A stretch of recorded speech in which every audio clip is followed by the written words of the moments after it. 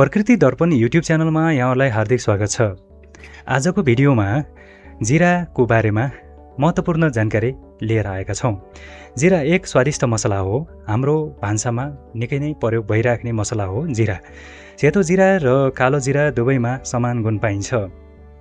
जिरा ज्वरो आएमा 1 चम्चा जिरा 1 कप पानीमा उमाल्ने, राम्रोसँग उमालेपछि छानेर यसको पानी पिलाउने। यसले ज्वरोको ताप कम हुन्छ। पिसाब पोल्छ या कम लाग्छ भने पनि जिरा र चिनी समान मात्रामा पिसेर 2 चम्चा 3 पटक सधैँ चिसो पानीसँग खाएमा फाइदा मिल्छ। त्यस्तै चूर्ण भएमा जिरा, सुफ र धनिया सबै 40 ग्राम लिएर सेक्ने। सेकेपछि यसमा अनारदाना 40 ग्राम, कालो नुन 20 ग्राम, कागतीको सट 10 ग्राम र चिनी 200 ग्राम सब मिलाएर मसिनो बनाएर पिस्ने। यो 1 चम्चा सधैँ बिहान बेलुका लिने। त्यस्तै पखाला लागेर निकै नै समस्या पारिरहेको छ भने, ग्यास अपचको कारणले पखाला भएको छ भने सेकेर पिसेको जिरा 1 चम्चा दहीमा मिलाएर खाने पखाला बन्द हुनेछ। कुकुरले टोकेको छ भने पनि 2 चम्चा जिरा र 20 मरिच पानीमा हालेर पिसेर कुकुरले टोकेको स्थानमा लगाउने। यसले कुकुरको विष नष्ट हुनेछ। त्यस्तै दन्त मञ्जनको लागि पनि जिरा प्रयोग गर्न सकिन्छ।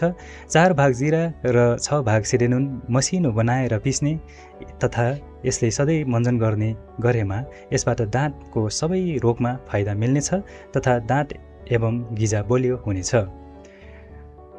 पाइल्स एकदमै दुखिरहेको छ र पाइल्सको समस्या भएकाहरूले पनि जिरा मसिनो गरी पिसेर घिउमा तातो बनाएर दानामा लगाउने, दुखाइ हट्नेछ।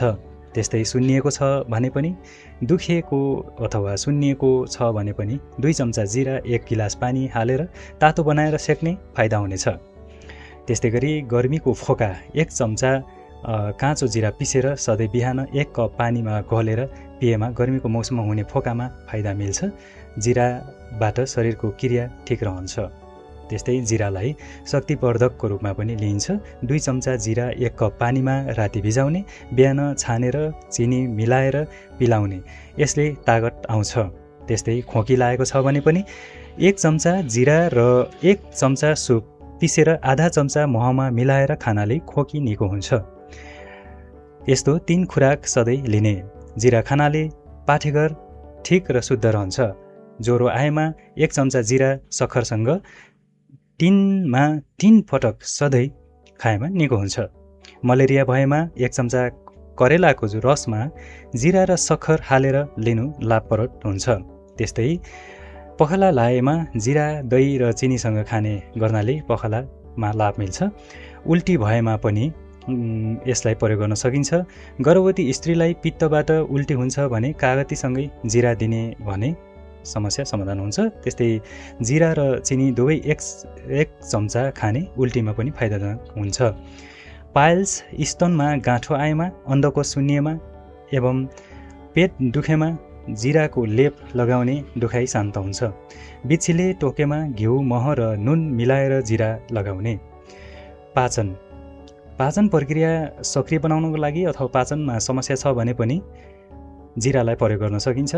दक्षिण भारतमा आज पनि कयौँ घरमा जिराको पानी सधैँ दिनभर पिउनको लागि प्रयोग गरिन्छ।